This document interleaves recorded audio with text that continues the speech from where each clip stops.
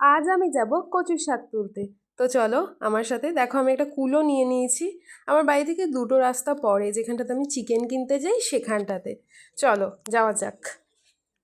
এই তো এবারে এখান থেকে ডান দিক যেতে হবে, তারপরে বাদিক। আমাদের বাড়ির রাস্তাটা এমন অদ্ভুত না, লোকে যখন জিজ্ঞাসা করে ডান দিক বাদিক পশ্চিম উত্তর দক্ষিণ এরম বলতে থাকি, লোকে হাসে।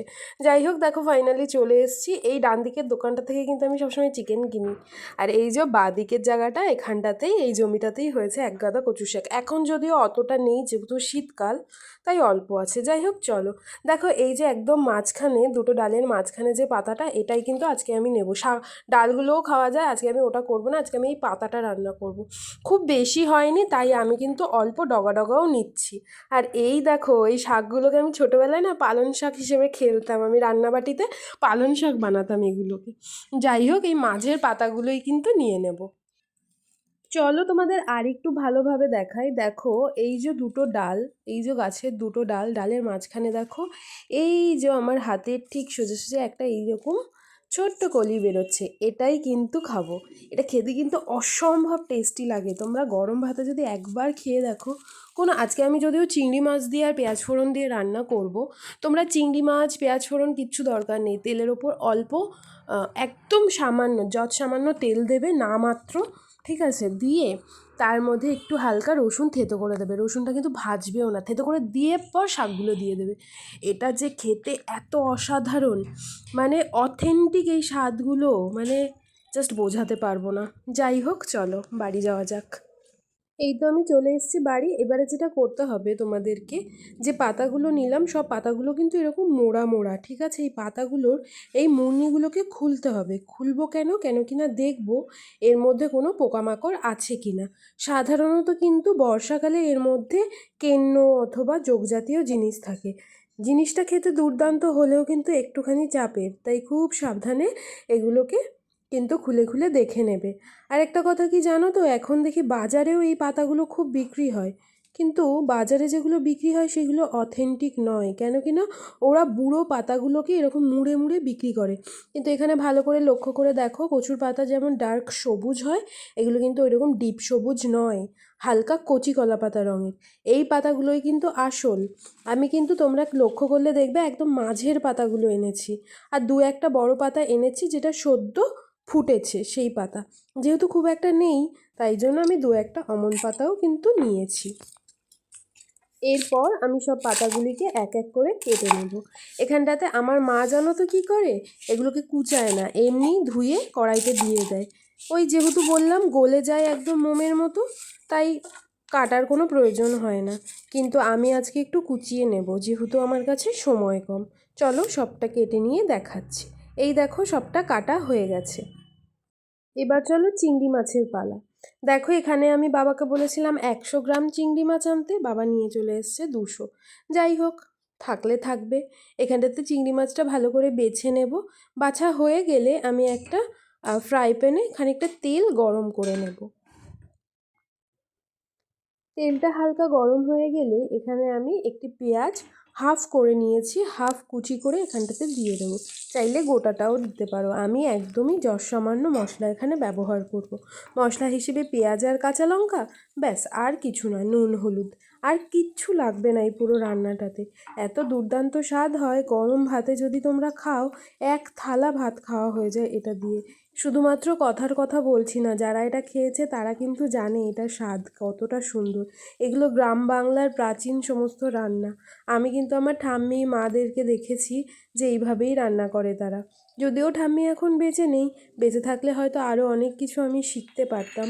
অনেক ছোটোবেলায় আমি ঠাম্মিকে হারিয়েছি, তো আমার সেভাবে শেখা হয়নি। আর শিখেছি বলতে দিদুনের থেকে ওই অল্প বিস্তর কিছু শিখেছি। যাই হোক, সেটাই তোমাদের সাথে শেয়ার করছি হালকা হালকা। আর এখানটাতে আমি কিন্তু চিংড়ি মাছটাও দিয়ে দিয়েছি। খুব বেশি ভাজা করা যাবে না, তাহলে কিন্তু স্পঞ্জি খেতে হয়ে যাবে। আর দিয়ে দিয়েছি ওপর থেকে স্বাদ অনুযায়ী লবণ। এখানটাতে লবণটা আমি একটু বেশি দিয়েছি, কেন কি না আমি শাকটা সেদ্ধ হতে দেব। এবং আর লবণ কিন্তু আমি এখানে ব্যবহার করব না, যদি না প্রয়োজন হয়। যাই হোক, দেখো কথা বলতে বলতে এখানটাতে কিন্তু ভাজাটা হয়ে গেছে চিংড়ি মাছগুলো। এবারে আমি দিয়ে দেব ওই কেটে ধুয়ে রাখা শাকগুলো। আচ্ছা, একটা কথা বলে রাখি, এখানটাতে শাকটা যখন তোমরা দেবে একবারে সবটা দেবে না, 2-5 মিনিট রান্না করার পর দেখবে শাকগুলো এমন কমে এসছে। যখন এরকম কমে আসবে তখন সমস্তটা অ্যাড করবে, বুঝে বুঝে। যদি পরিমাণে অনেক থাকে তাহলে অল্প অল্প করে অ্যাড করবে। আমার ফ্রাই প্যানটা যেহেতু ছোট, আমি অল্প অল্প করেই অ্যাড করছিলাম। শাকটা ধোয়ার সময় তোমরা একটা ঝুড়িতে ধোবে, এতে করে শাকটা জল ঝরাতে সুবিধে হবে। নাহলে তোমরা যদি কোনো বাটি বা গামলা জাতীয় জিনিসে ধোও তাহলে কি হবে বলো তো, শাকে জল থেকে যাবে। কচু শাক এমনিই জলীয় একটি শাক, তাই বেশি জল থেকে গেলে সবজিটা জল জল হয়ে যাবে এবং শুকাতে গেলে অনেকটা সময় লেগে যাবে। যাই হোক, আমি এখানে ঢাকা চাপা দিয়ে দিয়ে রান্নাটা করছিলাম। একটা সময় দেখবে এটা কইটুকুনি হয়ে গেছে। আমি যখন প্রথম রান্না শিখি আমি তো অবাক হয়ে যেতাম, এবং আমার না খালি লবণ পুড়ে যেত। কেন কি, আমি তো ভাবতাম যে শাকটা অনেক, তাই সেই পরিমাণ আমি লবণ দিতাম, কিন্তু আদতে যে এটা কমে এইটুকুনি হয়ে যাবে আমি তো বুঝতেই পারতাম না। তারপরে মা আমায় বলল যে যে কোনো শাক জাতীয় জিনিসে প্রথমেই লবণ দিতে নেই, একদম নামমাত্র লবণ দিতে হয়। কিন্তু জানো তো, যদি তুমি একদম লবণ না দাও তাহলে রান্নাটা কিন্তু গলবে না। ঠিক আছে, তো লবণ সবজিগুলো গলানোর জন্যও কিন্তু অল্প দেওয়া প্রয়োজন, তাই একদম নামমাত্র লবণ দেবে। আমিও এখানে কিন্তু চিংড়ি মাছ ভাজার সময়ই লবণ দিয়েছিলাম, আর কিন্তু লবণ দেইনি। আবারও চাপা দিয়ে দেব, আবার চাপা দিয়ে বেশ খানিকক্ষণ 1 থেকে 2 মিনিট গ্যাসের ফ্লেমটা লো করে রান্নাটা কিন্তু করব। এরকম চাপা দিয়ে দিয়ে দেখো এক্ষুনি পড়ে যাচ্ছিলো আমার সব। যাই হোক, এরকম চাপা দিয়ে দিয়ে নাড়াচাড়া করে রান্নাটা করতে হবে, এবং নামানোর আগে এখানটাতে কাঁচা লঙ্কা দিয়ে দেবো। আচ্ছা, তোমরা আমাকে অনেকেই কমেন্ট করো যে আমি কেন তরকারি নামানোর সময় কাঁচা লঙ্কা দিই। জানো তো, এটা আমি দিদুনের থেকে শিখেছিলাম। আমি তাকে জিজ্ঞাসা করাই, সে বলে এই শীতের সবজি বা শীতকালের যে সমস্ত তরতাজা জিনিসপত্র ওঠে তাদের নাকি একটা নিজস্ব স্বাদ থাকে। তো তার জন্য যখন রান্নাটা হয়ে আসে আমাদের, তখন যদি আমরা লঙ্কাটা দিই, লঙ্কারও নাকি একটা ঘিয়ে গন্ধ থাকে, সেটা নাকি তরকারির মধ্যে যায় এবং তরকারির স্বাদ আরও দ্বিগুণ করে ফেলে।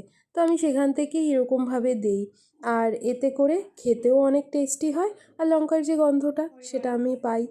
আমি কেন, এটা সবাই পাবে, তোমরাও একবার করে দেখতে পারো। আর একটা ব্যাপার হচ্ছে, এরকম নাড়াচাড়া করে নামানোর সময় দেখবে আমি অল্প একটু চিনিও দিই, এতে করে তরকারির স্বাদটা আর একটু খোলে। আমি কিন্তু ঘটি নই, জেনারেলি ঘটিরা তরকারিতে মিষ্টি খায়। আমি কিন্তু বাঙাল, কিন্তু জানি না আমার কেন এমন ভালো লাগে। আমার বাবা একদম পছন্দ করে না, আমি তো চুপি চুপি দিয়ে দিই।